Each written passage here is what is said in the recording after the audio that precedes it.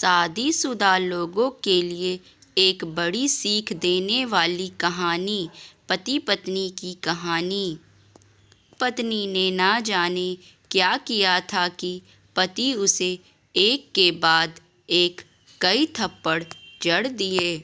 हमेशा हर सिचुएशन को शांति से हैंडल करने वाली पत्नी भी इस बार इतनी अशांत हो उठी कि उसने अपनी चप्पल ही निकालकर पति की ओर दे फेंकी। चप्पल पति के बालों को छूते हुई निकल गई। ये किस्सा यहीं पर ख़त्म हो सकता था, मगर पति ने इसे अपनी मर्दानगी का विषय बना लिया और बात बद से बदतर होती चली गई। रिश्तेदारों ने भी आग में घी का काम किया। किसी ने कहा, जो औरत अपने पति को चप्पल से मार सकती है वो नहीं तो वफादार हो सकती है और नहीं पतिव्रता। ऐसी औरत परिवार ही नहीं पूरे समाज पर कलंक की तरह है। बीबी के पक्ष वाले कहाँ पीछे रहने वाले थे। किसी ने कहा, 21वीं सदी में भी जो स्त्री के साथ मारपीट करते हैं उन्हें तो जेल भेज देना चाहिए। तो कोई कहता, जरूर उसको कोई और पसंद आ गई होगी, इसलिए अब पत्नी से मारपीट करने लगा है। बात कोर्ट तक पहुंच गई। दोनों पक्षों ने एक दूसरे के खिलाफ केस फाइल कर दिया। पति ने चरित्रहीन होने का तो पत्नी ने दहेज और शारीरिक उत्पीड़न का आरोप लगाया। 2 वर्षों से अधिक समय के लिए केस चला था। इन 2 वर्षों के दौरान दोनों पति पत्नी अलग अलग रहे थे। इन 2 वर्षों के दौरान दोनों पक्षों के समर्थकों की संख्या कम हो गई थी। पहले जहां दोनों पक्षों में समर्थकों का समूह होता था, अब गिने चुने लोग रह गए थे।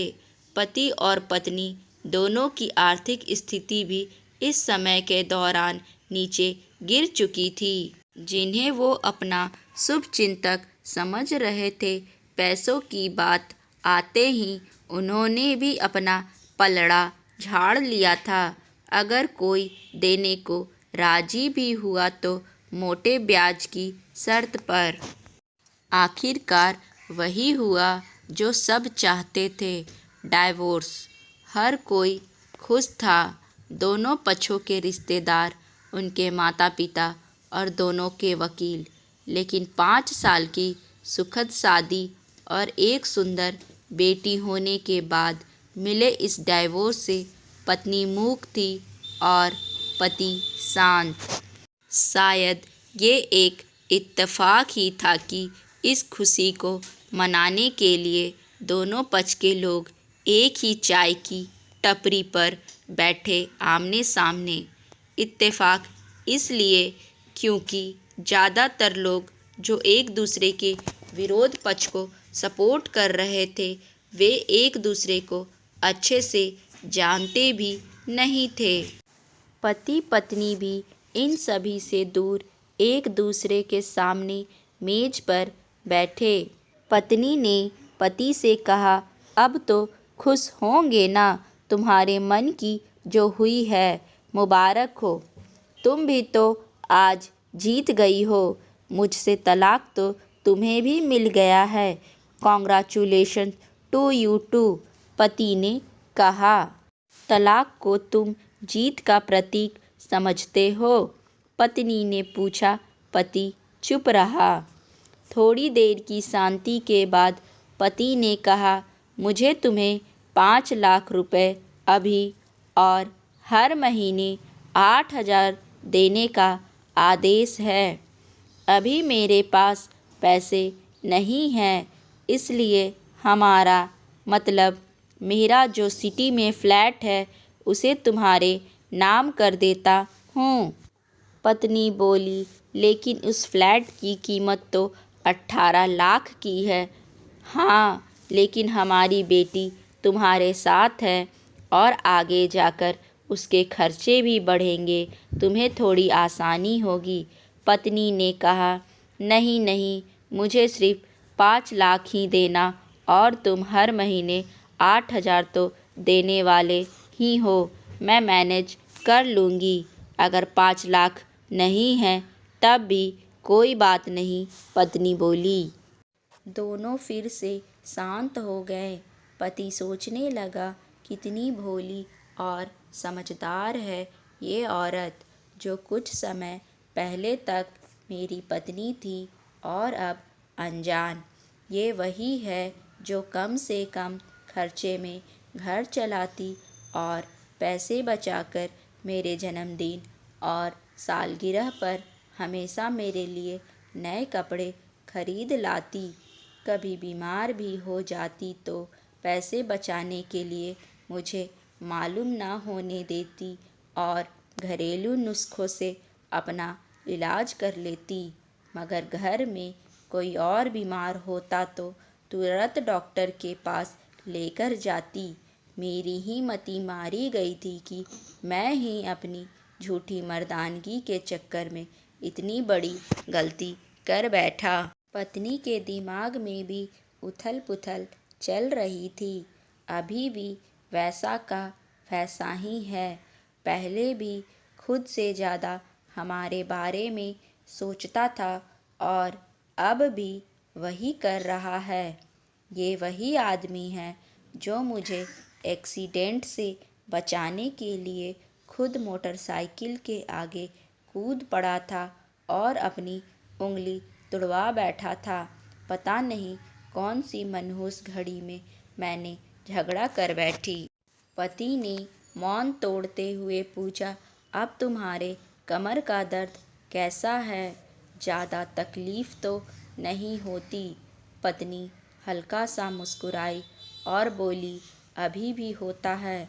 अब तो पेट में भी क्रैम्प्स उठते हैं। वो तो होगा ही, तुम योगा या कसरत भी तो नहीं करती हो।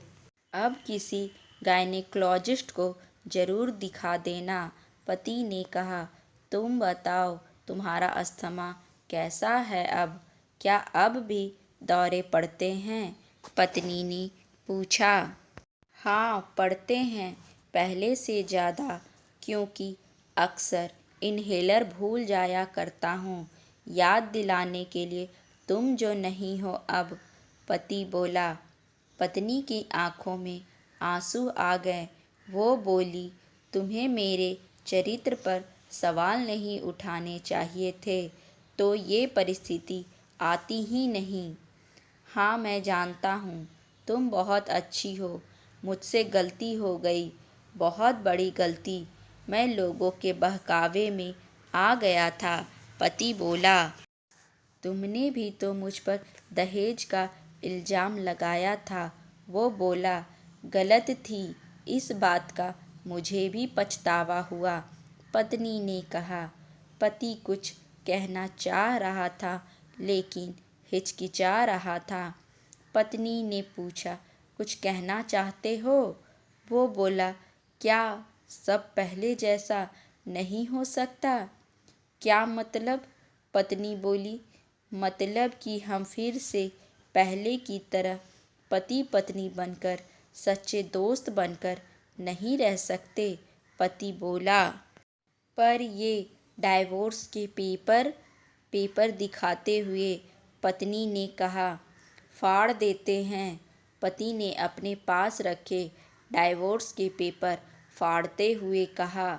पत्नी ने भी अपने पास रखे पेपर फाड़ दिए। सभी हैरान थे, वकील, रिश्तेदार और माँ बाप। पति पत्नी दोनों एक दूसरे के हाथ में हाथ पकड़े अपने घर की तरफ चले गए। दोस्तों, ये कहानी उन हर पति पत्नी के लिए बड़ी सीख है जो छोटी छोटी बातों पर लड़ते हैं और इन झगड़ों को बड़ा बनाकर अलग होने का डिसीजन लेते हैं। प्यार और झगड़ा तो एक सिक्के के दो पहलुओं के तरह है, दोनों को स्वीकार करना होगा, तभी ये पवित्र रिश्ता अपनी मंजिल तक पहुंच पाएगा।